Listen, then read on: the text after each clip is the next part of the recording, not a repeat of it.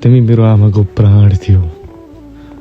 तिमीलाई बचाउन मैले आफ्नो तर्फबाट हुने हरेक कोसिस गरेँ, तर सकिनँ।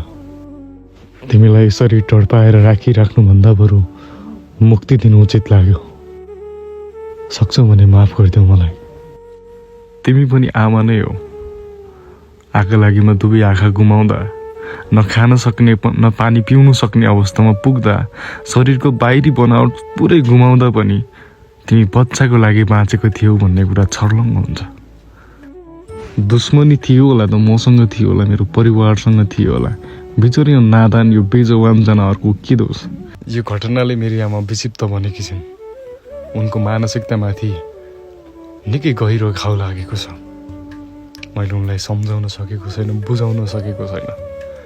जब त्यो भैँसीको पेटबाट निकालिएको यो बच्चाले मुटु ढकढक्यायो, तब म रातभरि राम्रोसँग निदाउन सकेको छैन।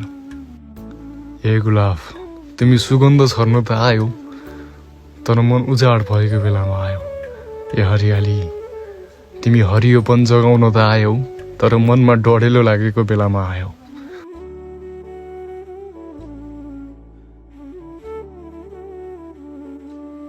कुनै समय काली भनेर बोलाउँदा दौडेर नजिकाउने त्यो भैँसी आज आफ्नै आँखा अगाडि यसरी टाढा जाँदा मन सम्हाल्न सकिरहेको छैन।